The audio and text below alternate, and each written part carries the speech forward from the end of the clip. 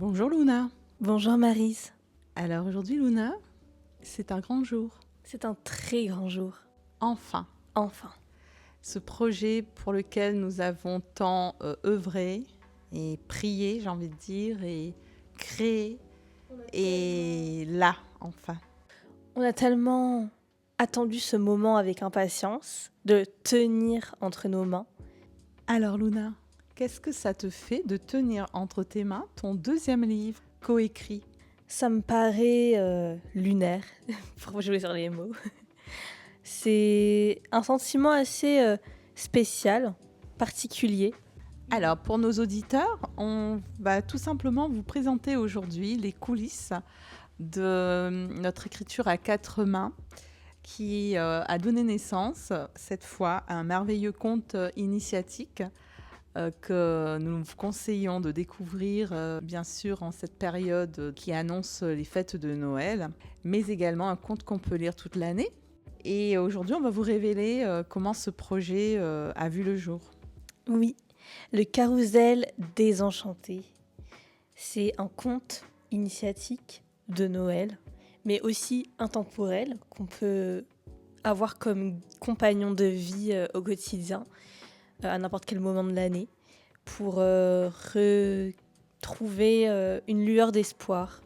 Alors, revenons sur le choix du titre, Luna. Alors, bien évidemment, cet adjectif désenchanté, on n'a pas tellement l'habitude de l'employer. On emploie toujours enchanté.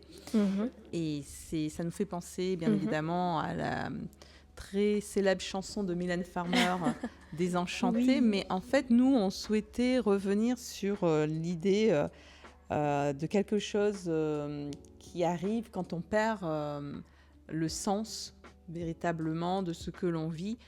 Et ça se passe lorsqu'on perd notre enchantement. C'est-à-dire cette petite étincelle à l'intérieur de nous qui fait que chaque jour, quand on se réveille, on y croit, on croit donc à ce jour qui sera meilleur, on croit à cette vie qui va s'améliorer ou à quelles que soient les problématiques qu'on traverse, à ces moments d'espoir. Et bien évidemment, partir sur l'idée d'un carrousel qui serait désenchanté, c'est pour nous une métaphore de la vie et surtout de la vie actuelle dans cette société où tout le monde traverse tellement de souffrances et de perte de motivation. Complètement. C'est très métaphorique. Le carrousel représente, c'est un véritable symbole. Un symbole pour représenter le mouvement de la vie. Et également, là, le carrousel désenchanté, c'est vraiment une métaphore de quand on perd un peu cette étincelle, qu'on perd un peu cette lueur d'espoir et qu'on se sent comme abandonné par la vie, par les situations qu'on peut traverser. Et c'est une manière, en fait, parce que les contes, ce qui est beau avec les contes, et c'est ce qu'on disait dans notre dernier podcast, où vous partagez nos lectures, les lectures qui ont marqué notre vie, les contes servent justement à parler de la société, de la vie, mais toujours avec une histoire qui se finit bien, heureusement, pour justement nous redonner cette motivation. Et je pense que le maître mot, moi je garderai, c'est le mot espoir.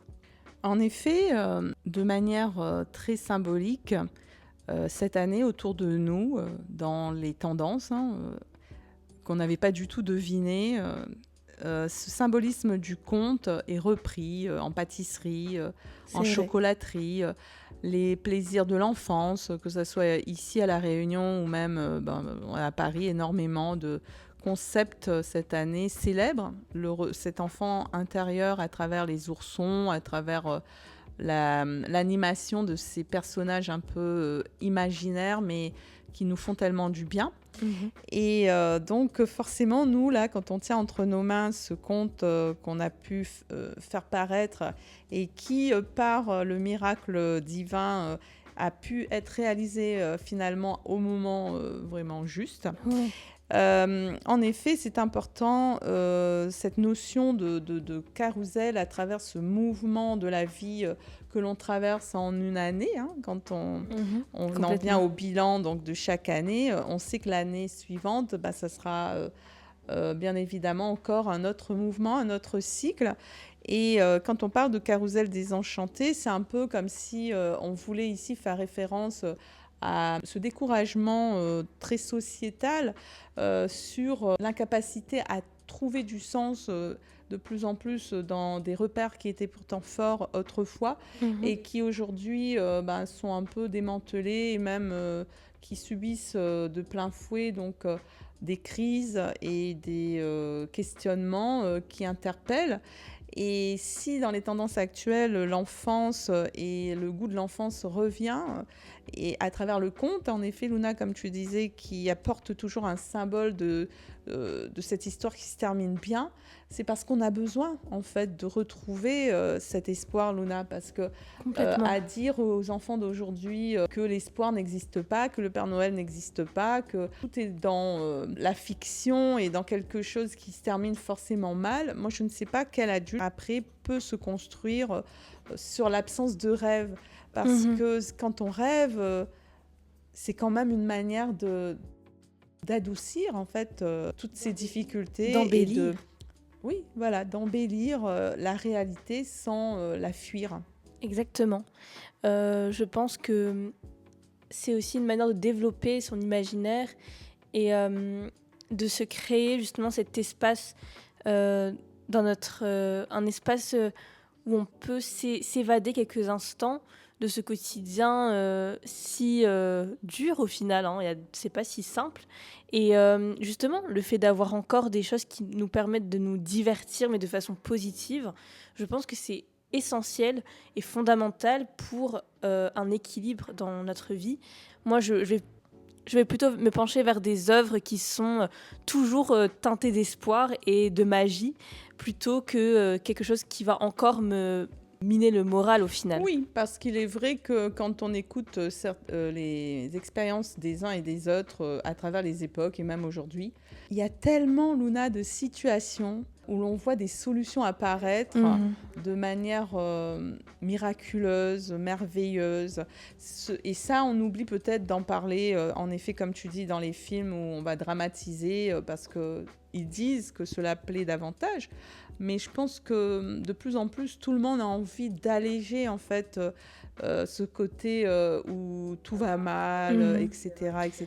Je pense que c'est notamment la période de Noël est une période qui montre justement cette envie que tout être humain a besoin de retrouver justement un peu de magie, un peu de joie, un peu de légèreté, un peu de rêve.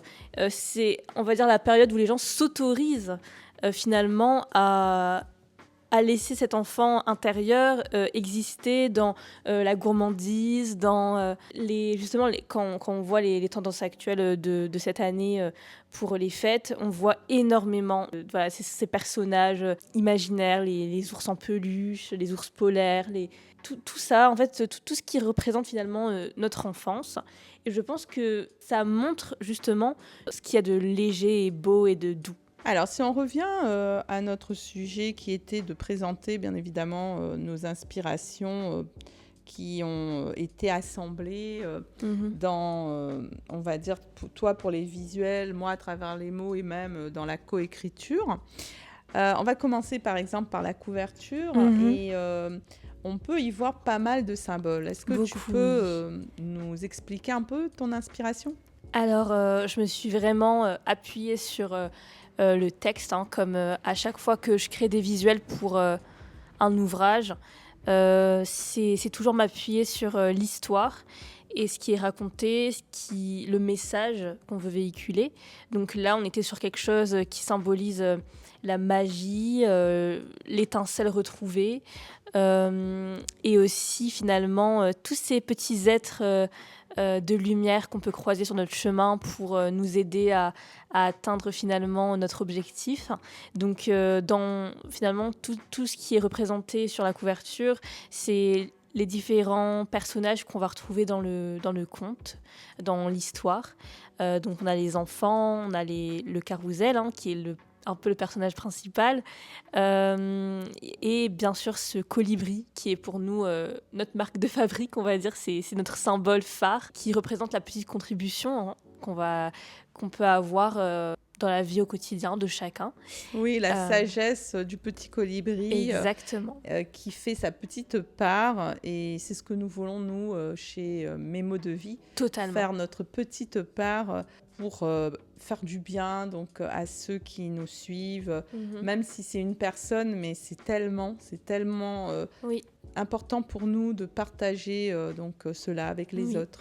C'est toujours cette notion de réconfort aussi hein, qu'on veut toujours transmettre parce qu'on en a vraiment besoin, déjà Et oui, et soi-même. c'est un message aussi d'un enfant à un enfant. C'est quand on Exactement. s'adresse à des adultes, on sait que souvent, ce sont aussi, ils ont été enfants un jour et que, oui, les petits éléments comme ça qui nous rappellent notre enfance, et ben, ça nous rappelle aussi le monde du rêve et de l'imaginaire. Totalement. Et c'est d'ailleurs pour ça qu'il y a cette couleur un peu orangée. C'est un peu, c'est très onirique. C'est-à-dire que on représente ici un monde un peu imaginaire, avec des couleurs très scintillantes, très fortes, très vives, pour aussi représenter un peu la joie et quelque chose de fantaisiste. Alors, je vais lire la 4e de couverture pour inviter nos lecteurs, bien évidemment, à se faire une idée du thème et de Mhm. l'histoire.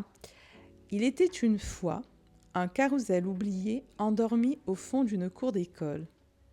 Ces personnages immobiles semblaient attendre une étincelle pour reprendre vie. Ce vieux manège portait en lui un secret que le monde avait oublié. La magie de Noël se blottit dans la joie des cœurs chaleureux. À travers les pas de 2 enfants curieux et l'énigme mystérieuse d'un carrousel désenchanté, ce conte poétique et initiatique invite petits et grands à redécouvrir la magie simple d'exister. Chaque page est une pause féerique pour rêver, créer et ressentir dans le manège enchanté de la vie qui tourne, tourne et tourne encore. Parce qu'en rallumant la joie dans notre cœur, nous redonnons au monde ses plus belles couleurs.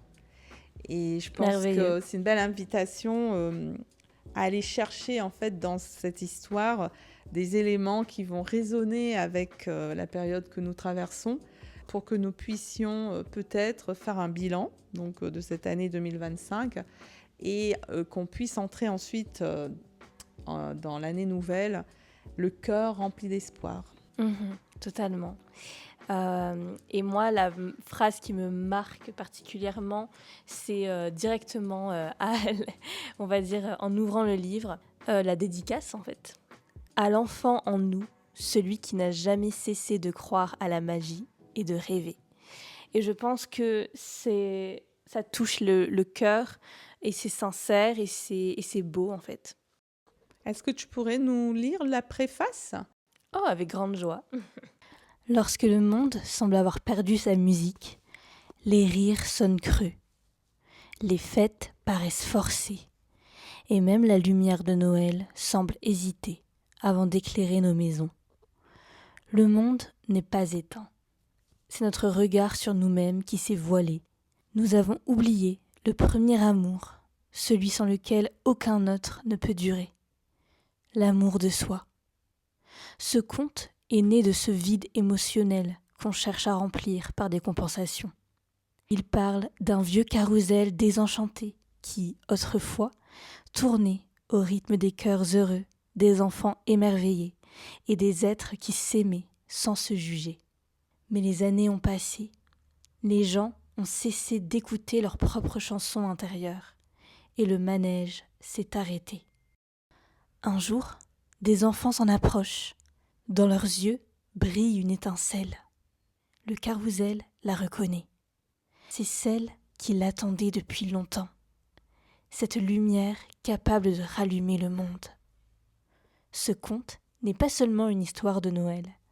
C'est un récit d'apprentissage pour se regarder avec douceur, pour se pardonner et pour s'aimer, comme on prend un enfant dans ses bras, pour redonner vie à la joie endormie du monde. Chaque geste d'amour de soi rallume un personnage de bois. Chaque sourire rallume une étoile. Et bientôt, la musique revient. Luna, quand on feuillette un peu donc ce conte, qu'est-ce qu'on peut trouver donc comme organisation, structure pour mieux comprendre bien évidemment cette fois non plus les visuels mais les mots que nous avons posés ici sur cette page. Donc ça s'organise par chapitre. Ah, il y en a combien de chapitres? Il y en a très exactement 15. Alors Luna, chaque chapitre, je vois, se termine et ensuite il y a des pauses à l'intérieur de l'histoire. Exactement. Est-ce que tu peux nous expliquer ces instants?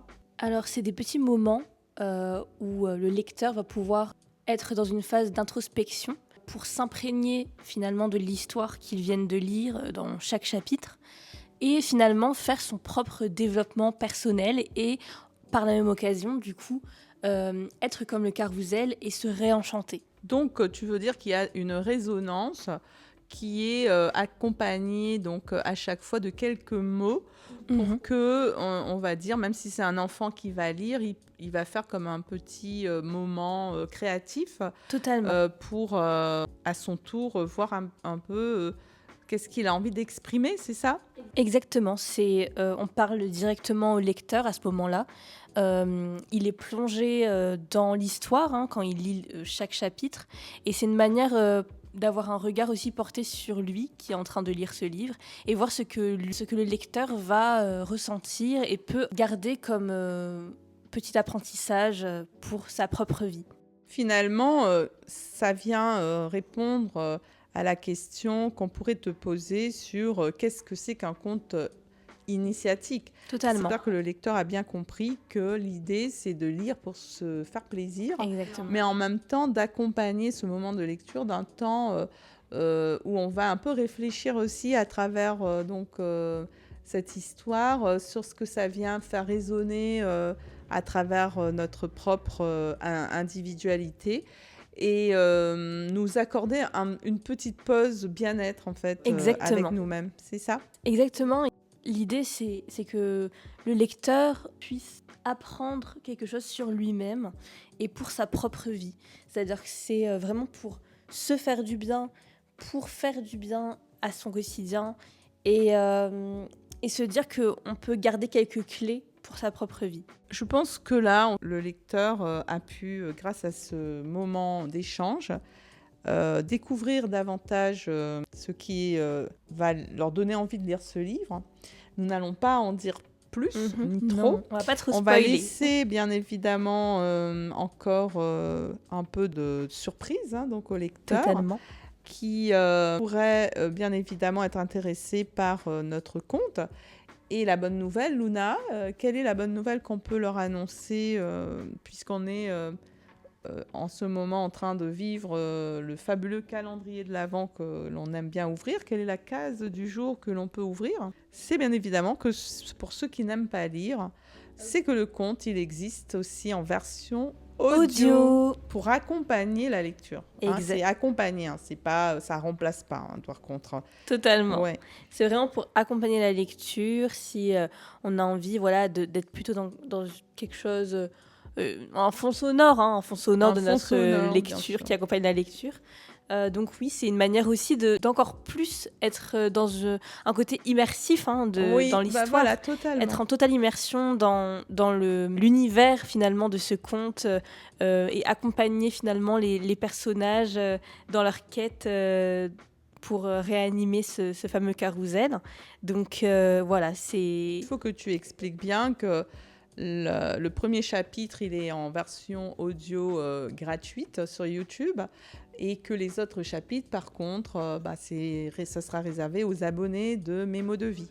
Exactement. Donc abonnez-vous à memodevie.fr. On va vous mettre le lien en barre d'infos pour pouvoir recevoir dans votre boîte mail la version audio du conte Le Carrousel Désenchanté. Parce que chez nous, chez MMDV, il est important de rappeler que la différence de bien-être que l'on propose, c'est avant tout ce recentrage à travers la connexion à nos 5 sens. Exactement. Donc, bien évidemment, on aura le plaisir donc, de la lecture. Donc, on aura le plaisir d'écouter aussi les mots résonner. Et bien évidemment, le fait d'avoir le livre et de le toucher, on aura également ce plaisir de feuilleter, de tourner les pages. Totalement. Et donc, on a véritablement les sens qui sont regroupés. Exactement. Je rebondis là-dessus pour aussi ajouter un élément qui vous permettra d'être en totale immersion dans cet univers du Carrousel Désenchanté. C'est bien évidemment les produits dérivés qui sont disponibles sur mmdvstore.com. Donc, vous retrouverez les 2 mugs exclusifs en édition limitée du Carrousel Désenchanté. Donc, pour bien évidemment accompagner votre lecture d'une délicieuse boisson chaude, il n'y a rien de mieux que ce moment cocooning. Oui, parce que nous, nos mots, Luna, on peut le dire, on les boit, on les mange, on les écoute, on les touche, on les chante, on les ressent et on les sent. C'est-à-dire qu'en fait, ce sont des mots qui sont bien plus que des mots sensoriels. C'est un vrai voyage sensoriel. Ah, et Luna, nous avons une deuxième surprise pour nos abonnés. Qu'est-ce que tu nous réserves sur ta boutique MMDV Store ? Effectivement, ce merveilleux conte m'a inspiré une magnifique collection spéciale Noël, disponible exclusivement sur MMDV Store. Pour prolonger la magie de cette histoire, cette collection se compose de 2 mugs exclusifs en édition très limitée et qui représentent l'amour de soi. Il y a également une création inédite, c'est la toute première fois qu'on le fait. C'est un puzzle qui représente la magnifique couverture de notre conte, pour permettre au lecteur de reconstruire à son tour le merveilleux carrousel.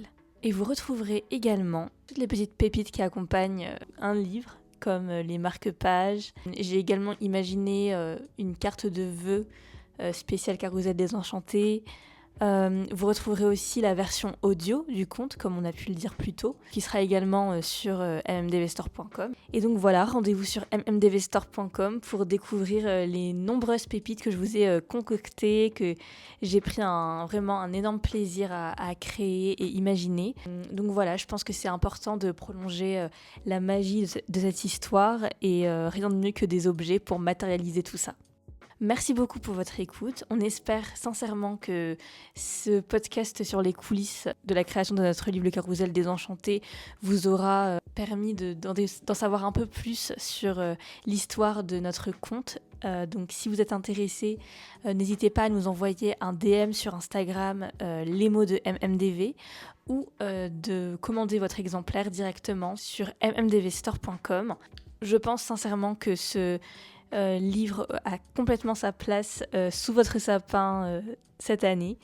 Je pense que c'est un cadeau très symbolique à offrir ou à s'offrir d'ailleurs, pour vraiment garder cette lueur d'espoir au quotidien, mais également pour célébrer l'importance de l'amour de soi, parce que c'est aussi ça le Carrousel Désenchanté. C'est ce qu'on a lu dans la préface.